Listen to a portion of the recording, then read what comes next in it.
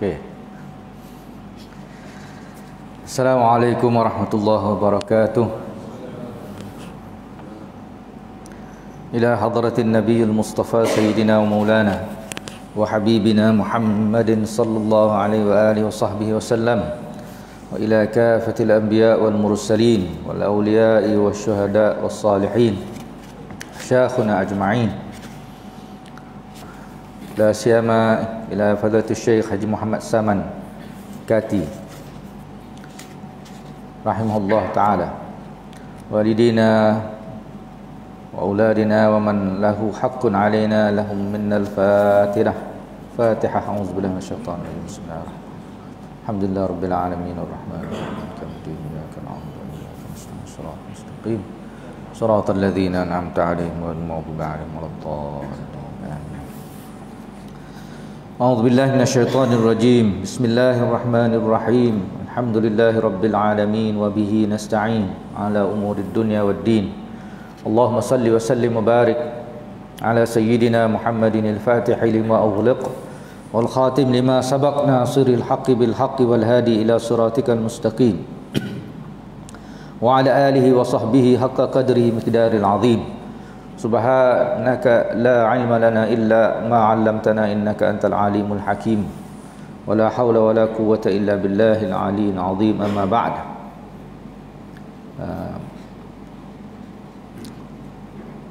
Barisan pimpinan Surau Ar-Rayyan, Tuan Imam kaki tangan surau, para asatizah, ustazah, muslimin muslimat yang dikasihi dirahmati Allah sekalian. Alhamdulillah, syukur kita kepada Allah Subhanahu wa taala, sekali lagi kita dikurniakan taufik inayah untuk berada di rumah-rumah Allah ini di pagi ini, dan kita sambung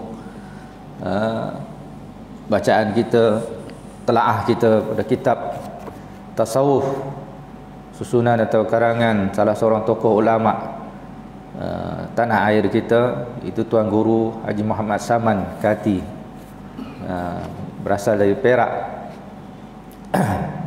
rahimahullah ta'ala. Dan kita masuk ke halaman ke-31, baru peringkat awal selepas permulaan, di mana tuan kitab kita ini meletakkan tajuk sebagai sejarah latar belakang ilmu. Sebelum masuk kepada ilmu tasawuf secara khusus, ya, ilmu tauhid, sejarah. Sepanjang sejarah di dalam ilmu tauhid telah muncul beberapa ulama yang terkemuka di dalam dunia Islam, iaitu seperti berikut. Pertama, Syekh Abul Hasan Al-Ash'ari yang wafat pada tahun Hijrah 324. Yang kedua, Syekh Abu Mansur Al-Maturidi, wafat pada tahun 333 Hijrah. Dan inilah dua orang imam utama kita dari segi akidah, yang menyusun ilmu akidah, menyusun, bukan mengasaskan, bukan memulakan, menyusun supaya lebih kemas, ya, lebih mudah diajarkan dan difahami oleh masyarakat kemudian. Pada zaman Sayyidina Nabi sallallahu alaihi wasallam, zaman para sahabat, tak perlu, belum ada keperluan untuk itu, memadai dengan sistem kaedah yang diajar dengan cara yang dibawa oleh baginda Nabi SAW. Masyarakat Islam pun masih kecil di Madinah itu, belum tersebar, belum masuk, dan gurunya jelas tak dimuktamad, gurunya itu Sayyidina Nabi SAW itu segala-galanya, muktamad di situ. Jadi tak perlu lagi. Sebab itu masa zaman Nabi SAW tak muncul segala ilmu, seni-seni ilmu lagi. Hatta ilmu apa tajwid Quran ke, tak muncul lagi. Quran pun belum dibukukan, tak perlu lagi, tak perlu dan belum sampai masanya. Belum sampai masanya. Masa tu tumpuannya adalah usaha-usaha awal dakwah Islam. Jadi kita kena faham itu. Bila kita kata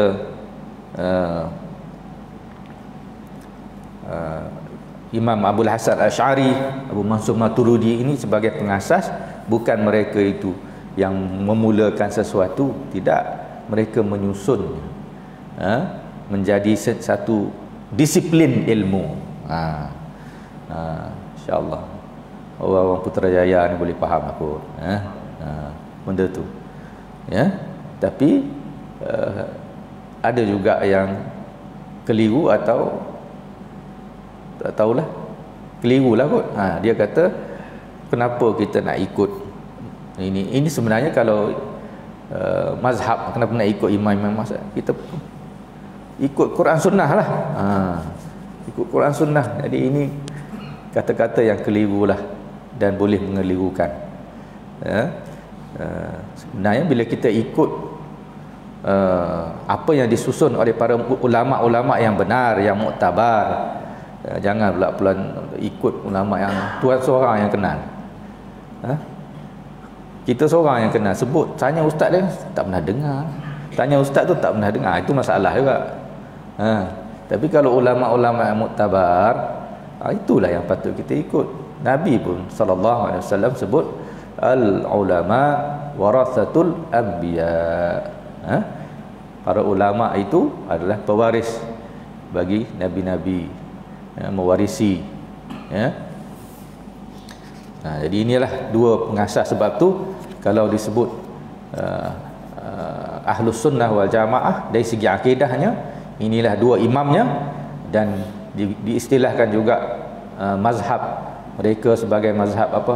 Al-Asy'ariyah wal Maturidiyah, yang merujuk kembali kepada mereka lah. Seperti mana dalam mazhab fiqh merujuk kembali kepada pengasas penyusun itu orangnya, tokohnya Al-Imam Asy-Syafi'i. Jadi mazhab Asy-Syafi'i, mazhab Al-Hanafi contohnya,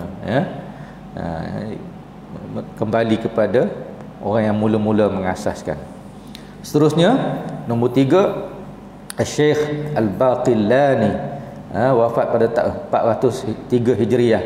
Jadi nama-nama tokoh-tokoh besar ni, kalau disebut pun namanya pun dah turun rahmat. Inda dzikris salihin tatanazzalur rahmat. Apabila disebut nama orang saleh, maka menarik turunnya rahmat daripada Allah Subhanahu wa taala, ya. Jadi kalaupun mungkin kita tak mengenalinya secara tepat, tetapi menyebutnya, ada bukunya tu dekat rumah kita. Kalau ulama-ulama tu nak letak gambar mereka,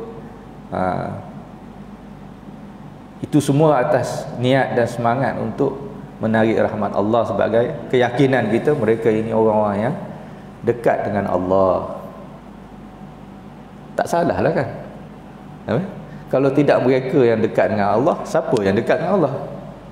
Kita. Confident benar, yakin benar. Jadi kita nak letak, wallah ni pandangan ni khilaf lah, nak letak gambar kita, bagi saya, pandangan saya. Tapi kalau tuan-tuan yang nak ambil pandangan lebih warak, tafadhal. Benda khilaf ni jangan gaduh.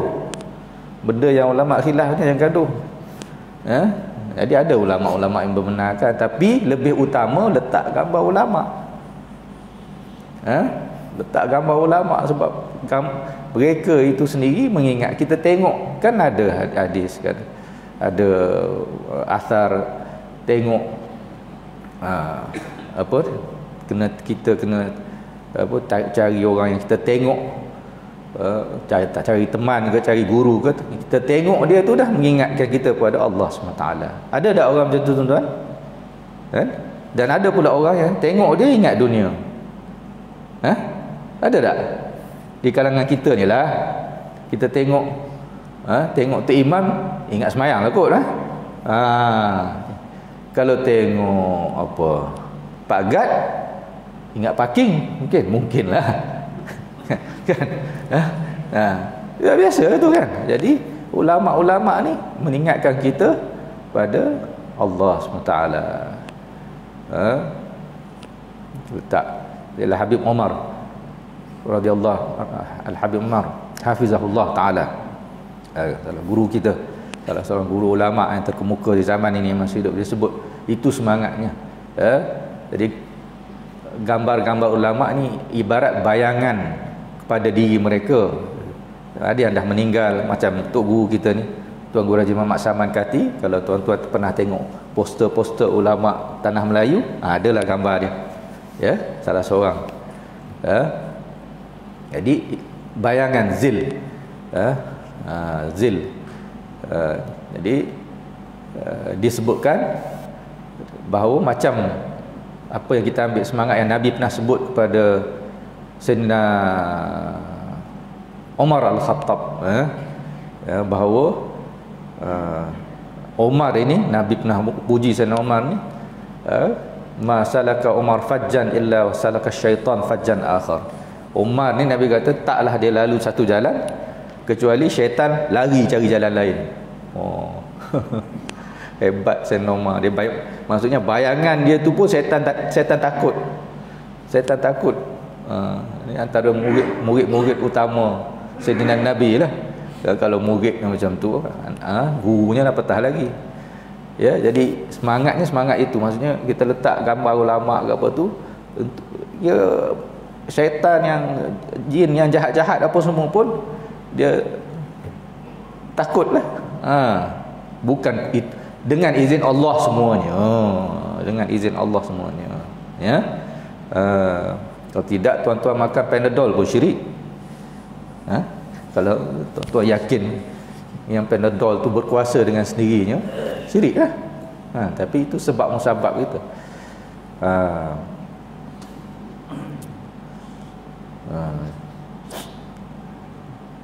Jadi para ulama ni, ya, kita sebut nama mereka, letak gambar mereka tu semua antara semangat, itulah semangat-semangatnya, asas-asasnya, semua mendekatkan diri kita dengan Allah Subhanahu wa ta'ala. Dan ada asas, bukan kita pandai-pandai, tidak. Ulama juga yang kata, saya tadi petik kata-kata Al-Habib Umar, antara ulama yang terkemuka di sekarang ini dan pewaris ilmu para alim ulama Hadramaut. Yang keempat, Syekh Al-Asfarayini, wafat tahun 406 Hijriah. Ini tuan-tuan, kalau sekarang ni kita Google je boleh dapat yang biodata. Alhamdulillah, ini teknologi bagus. Dari sudut itu bagus teknologi, kan? Kita Google dapatlah sikit sebanyak dia punya biodata tu. Tapi kena berguru juga kadang-kadang. Google keluar yang website yang Syiah dulu. Kena pastikan juga. Kemudian Fadilatul Syekh Al-Qushairi, ni diambil ringkasan, ambil yang hujungnya ni, tak bagi nama penuh. Biasanya yang hujung-hujung ni nama tempat, tempat asal mereka atau tempat mereka lebih berkecimpung mengajar, macam tuan kitab kita lah, Syekh Muhammad Saman Kati. Dia naik nama dia masa dia mengajar di Kati, di Kuala Kangsar, Perak. Tapi dia bukan lahir di situ, bukan asal situ. Dan akhirnya dia patah balik ke kampungnya di Taiping, belah Taiping, belah Kemunting, dikemumikan, mengajar, dibuka-buka madrasah akhirnya di situ, dan akhirnya dikebumikan di Masjid Lama Taiping, betul-betul depan kubah dia punya makam rahimahullah taala. Seterusnya Syekh Al-Juwaini atau gelarannya Al-Imam Imamul Haramain, imam dua tanah haram. Kita kalau jadi imam Putrajaya pun orang kata apa tu imam Putrajaya, rasa macam naik sikit kan. Ini Imamul Haramain, imam dua tanah haram. Wafat 460 Hijrah. Lekat batu hijrah. Apa hijrah pula? Gelaran tu lekat. Kita cuba-cubalah pakai gelaran, tak lekat-lekat tuan-tuan. Lekat tak lekat gelaran ni pada siapa? Pada ummah. Ummah masyarakat. Ini hebat ya. Jadi kita ni ismah, apa ni, yang ni sistem yang tak ada kerajaan boleh buat, tak ada penguasa boleh buat. Akhirnya yang mengiktiraf kehebatan seseorang dalam Islam ni adalah tuan-tuan sekalian, ummah, masyarakat. Kerajaan, seorang raja boleh nak lantik dia, boleh nak letak gelaran dia, mufti ke apa-apa, itu gelaran rasmi lah. Kita of course, kita kalau dia tu dah mufti, kita panggil lah gelaran rasminya, itu adab. Sahibus samahah, kalau dia ada datuk, panggillah datuk. Contohnya itu gelaran, itu kita adab, dari segi adab. Tapi yang nak lekat sebagai orang ni alimul allamah, apa ni Imamul Haramain, Syekh, apa ni, tuan. Kalau ulama yang besar lagi, kalau dalam kalangan Melayu ni letak lagi tuan, Tuan Husin Langgar, orang Kedah. Tuan Husin Kedah, tuan tu lebih tinggi lagi. Jadi semua ni bukan boleh dibuat-buat, bukanlah dibuat oleh mana-mana. Ini semua adalah sistem yang Allah SWT buat. Kita lah apa, antum syuhada Allah fil ard, kamulah apa, saksi-saksi Allah di muka bumi ini. Yalah. Dan ramai lagi yang lain-lain daripada mereka ini. Ini dari segi bidang ilmu tauhid. Imam Al-Juwaini ini Allah antara boleh kata guru utama Imam Al-Ghazali dari segi ilmu-ilmu, kebanyakan ilmu syariat, ilmu yang bidang-bidang syariat, hukum hakam. Itulah guru Al-Imam Al-Ghazali rahimahullah ta'ala. Seterusnya ilmu fiqh.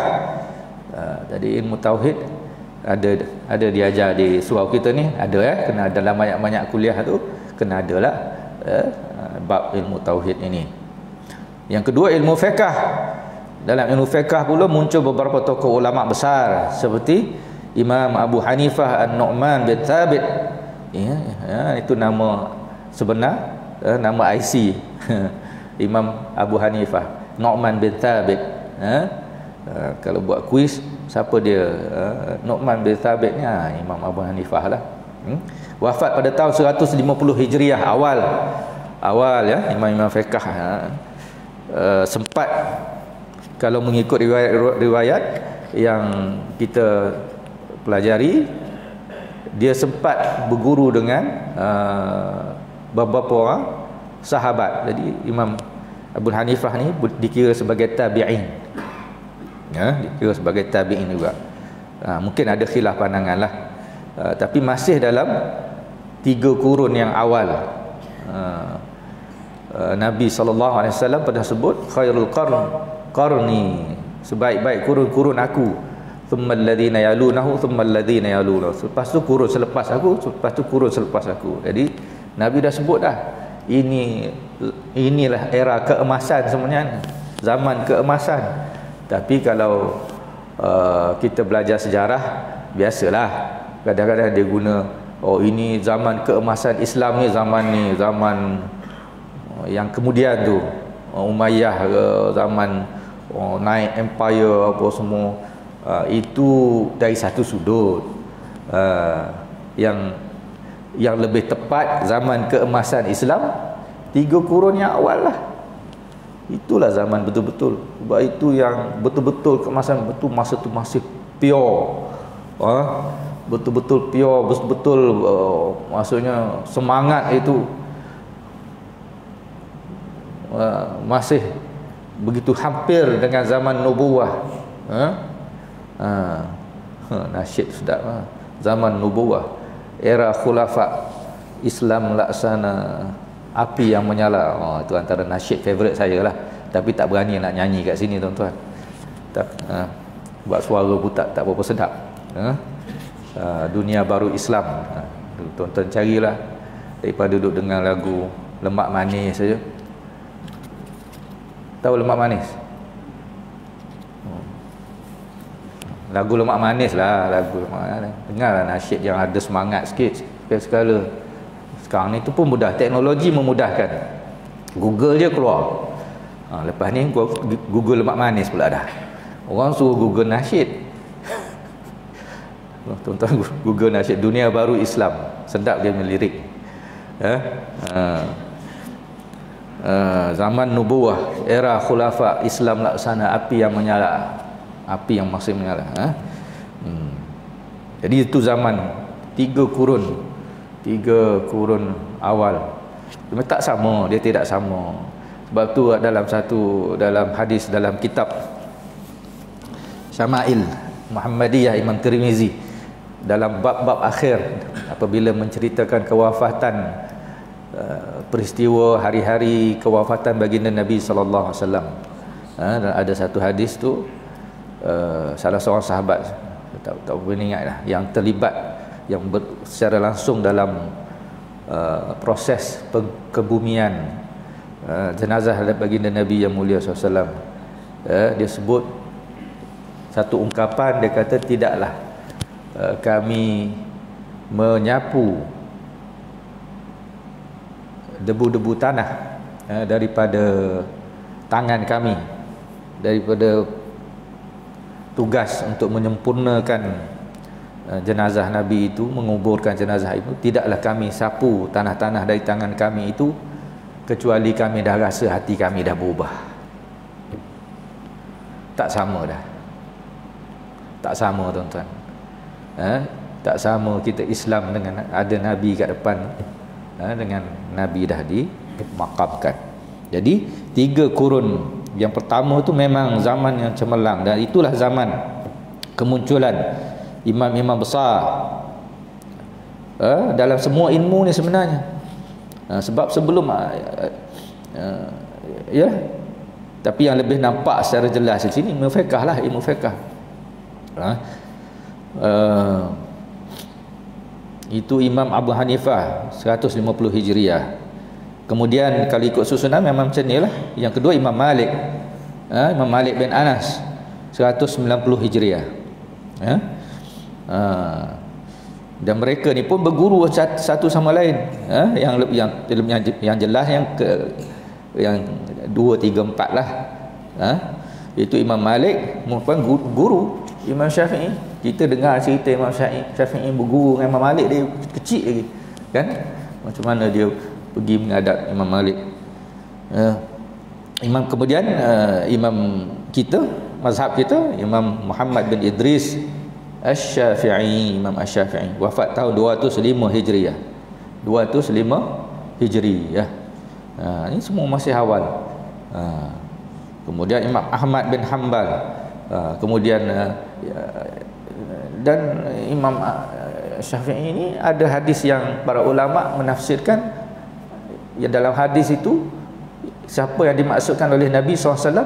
Imam Syafi'i lah. Dia kata alim min Quraisy, mala'a al-ard ilman, begitulah lebih kurang lafaz hadisnya. Akan muncul seorang alim daripada bangsa Quraisy yang akan memenuhi dunia ini dengan ilmu. Dan Imam Syafi'i adalah keturunan Quraisy juga asalnya. Wallahu alam. Tapi ramai ulama bersangka baik bahawa itulah yang dimaksudkan oleh baginda Nabi yang pernah menyebut satu hari itu, dan tepatlah. Semua ni cantik lah tuan-tuan, sistem Islam apa semua ni yang ulama-ulama kita faham ni cantik dah. Cuma kadang-kadang biasalah datang fahaman-fahaman macam-macam, macam kita sebut tadilah, seolah-olah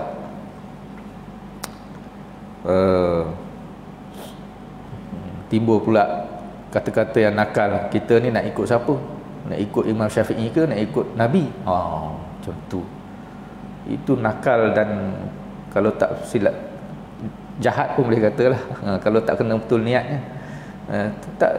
Dia sebenarnya tak timbul soal pertentangan antara mazhab dengan Quran dan sunnah. Mazhab itu adalah susunan intipati susunan kefahaman fiqh. Fiqh itu kefahaman daripada bahan mentahnya, iaitu Quran dan sunnah. Kalau tidak, Al-Quran sunnah kita baca tilawah untuk ibadah bolehlah, siapa-siapa pun boleh kan. Kadang-kadang siap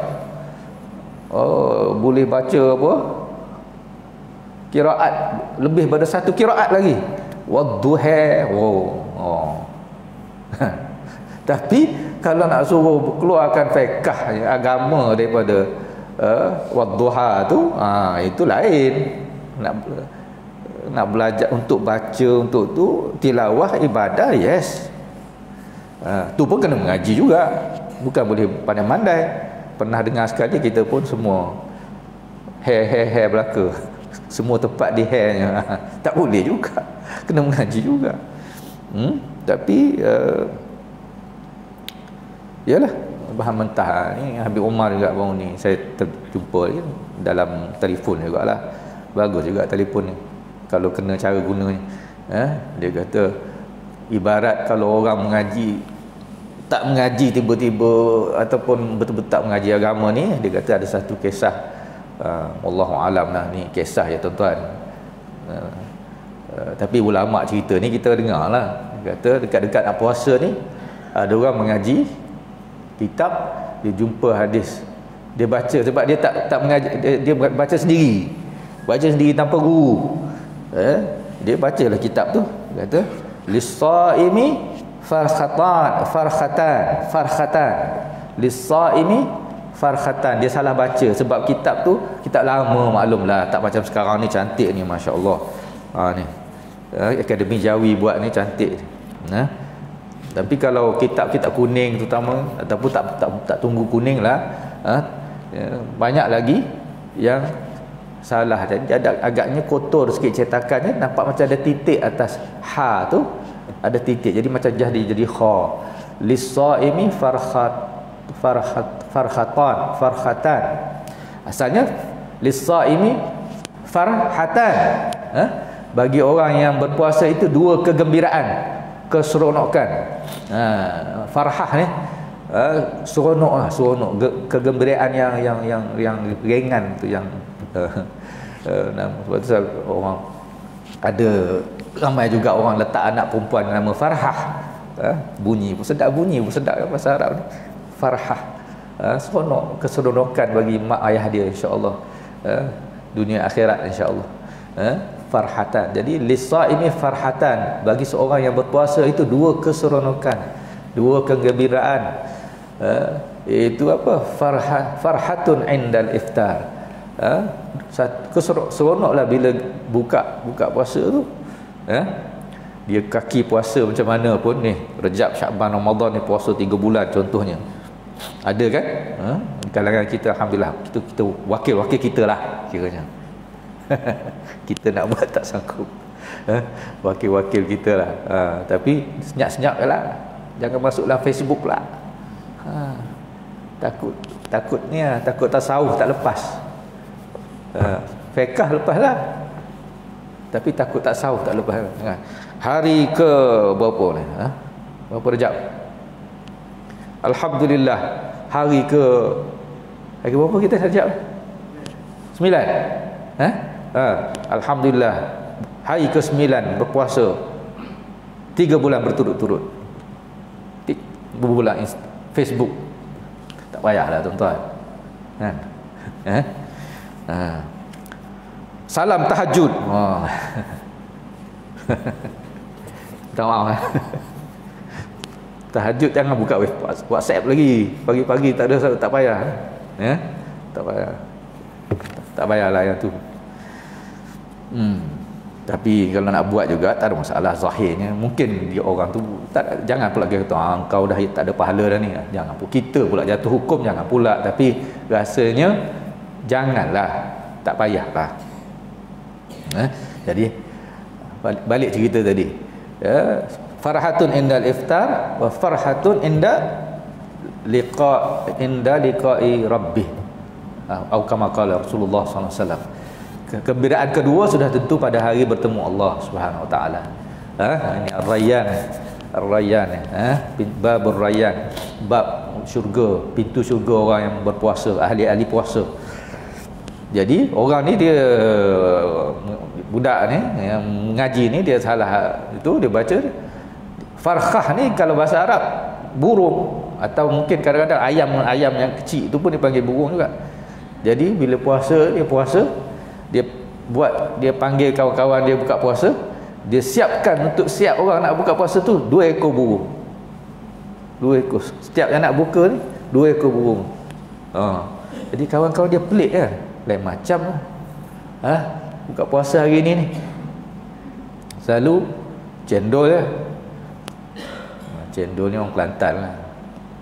Bukan cendol mamak tu, cendol sirap. Tu saya punya mazhab. Buka puasa dulu dengan arwah mak. Itu wajib buka puasa cendol selain pada kurma. Jadi kawan-kawan dia pelik, apa hal ni? Dua pula tu. Elok je dia, setiap orang dua dia kata. Kenapa ni? Engkau siap bukan macam ni? Kan dalam dia kata dalam hadis tu macam tu, siapa nak buka puasa 2 ekor burung. Jadi tak boleh mengaji tak ada guru ni, tak boleh. Boleh baca juga, jangan bukan sampai langsung takut nak buka kitab ni. Balik tuan-tuan, kalau ada kitab ni macam imam kita ni, time nak kuliah aja boleh buka, kat rumah langsung takut nak buka. Tak, sepatutnya bila kita ada guru, kita baca boleh, tapi bila nampak rasa nak tak keliru je, terus telefon, mesej. Mesej pula ustaz jawab, tu cantik, itu canggih. Kalau mesej ustaz jawab tu canggih, maksudnya kita jaga hubungan dengan ustaz. Kalau mesej ustaz asyik ustaz tak jawab je, jangan marah ustaz, mungkin kita ni tak berapa jaga hubungan dengan ustaz. Wallahu a'lam. Tak habis lagi tuan-tuan. Wallahu a'lam, bukan wallah, hujung lagi tu. Sekarang lewat kan, habis. Kemudian Imam Ahmad bin Hanbal, yang wafat tahun 241 Hijriah. Jadi semua ni Imam Ahmad bin Hanbal sempat berguru, dan Imam Syafi'i menganggap bukan saja guru, sebagai guru dan teman lah. Tapi lebih muda lah Imam Ahmad pada Imam Syafi'i. Imam Syafi'i berguru pula dengan Imam Malik. Semua kisah-kisah yang hebat kalau kita kaji hubungan di antara mereka pun, penghormatan di antara mereka,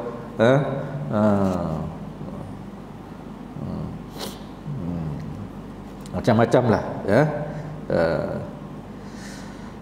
Seterusnya imam, kalau dalam fiqh disebutkan di sini, memanglah ramai lagi, tapi yang tuan guru kita ni sebut rata-ratanya lebih pada imam dalam ulama-ulama dalam mazhab Syafi'i lah. Kemudiannya yang kelima Al-Imam Al-Juwaini tadi, Imam Juwaini yang sama Imamul Haramain, sebab dia ilmu tauhid pun dia, ilmu fiqh pun dia, wafat tahun 460 Hijriah. Imam An-Nawawi Yahya bin Sharaf An-Nawawi wafat tahun 676 Hijriah.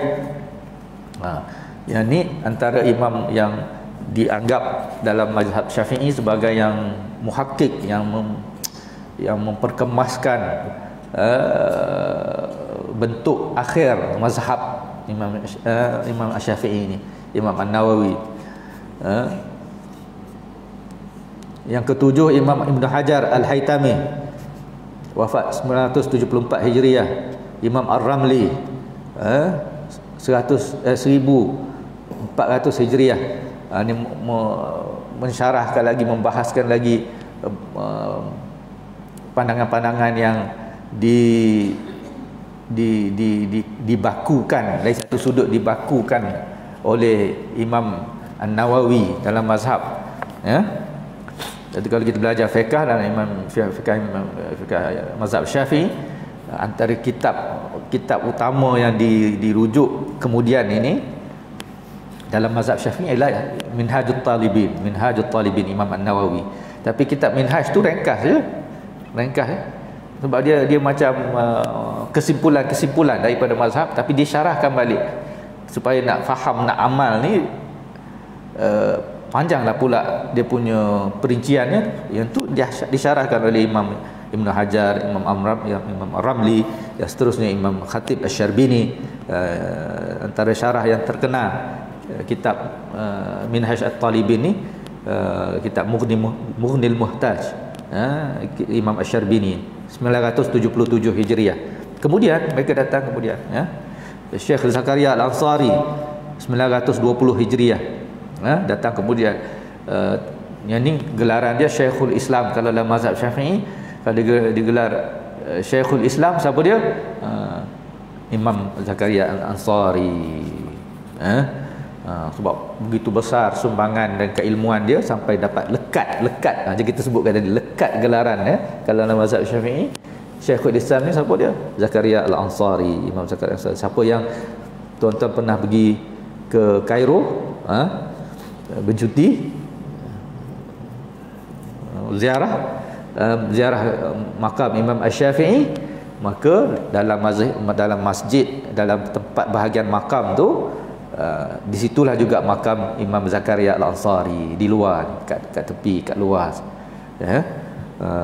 Makamnya pun di situ juga, masya-Allah.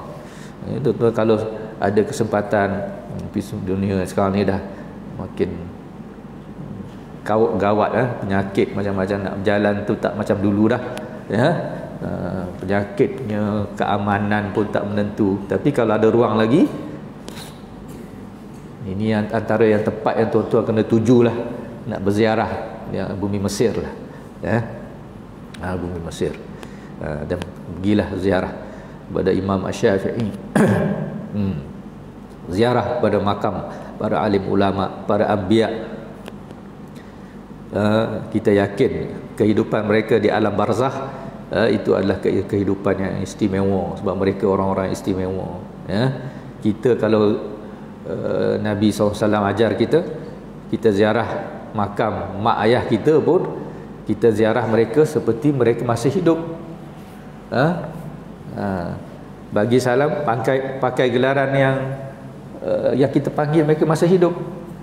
Assalamualaikum ayah, assalamualaikum abah, assalamualaikum abuya ke apa ke, ummi, kan? Sebab memang itu kehidupan alam barzakh. Ini bukannya noktah, mereka hidup. Jadi kalau para aulia lagilah, dia tengok ni siapa ni, nampak tak macam Arab, hidung tak pemancung, jauh datang nampak, kan? Datang susah-susah payah berkorban, beribu-ribu datang, nak bagi salam kat aku. Oh, dia ikut mazhab aku ni, insya-Allah. Lepas tu tak mustahil kalau Tuhan bagi ingat kat dia. Ini komputer, jangan kita bandingkan dunia kita ni dengan alam barzakh, apalagi alam akhirat. Ini semua lain, ya, dia punya tu. Dia tak mustahil Tuhan bagi ingat. Tuhan bagi ingat. Dan masa tu pun kita hadiah bagi salam, hadiah Fatihah, dia doakan kita balik. Doa dia dengan doa kita dengan doa Imam Syafi'i. Mana sama level tak? Itu yang kalau kita ziarah ke makam-makam ulama apa semua, itu yang kita nak pun. Itu kita bagi salam, kita hadiah Fatihah, kita doakan, dia aminkan, dia doakan kita balik. Pelik sangat ke tuan-tuan benda tu? Tak pelik kan? Memang cantik lah dia punya kefahaman tu. Tapi tu juga ada juga orang salah faham juga. Ni apa dia sembah kubur. Sembah terus. Aduhai. Pergi ziarah. Sembah kubur terus.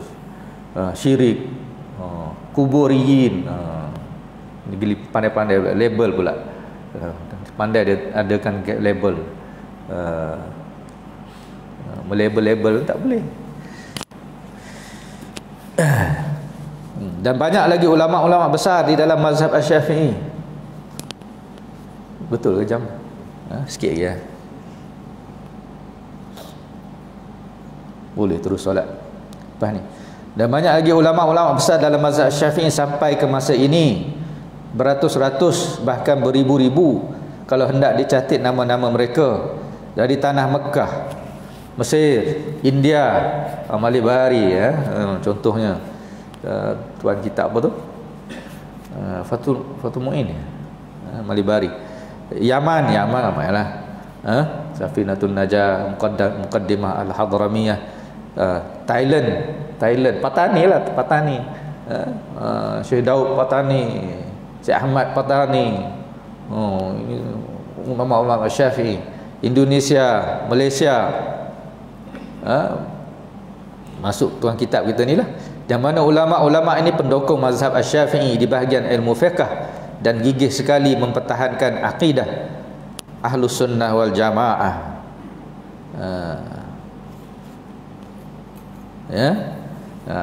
Itu dua ilmu yang disebutkan ulama-ulamanya. Dan bila tengok dia punya tarikh wafatnya dah nampak sejarahnya tu.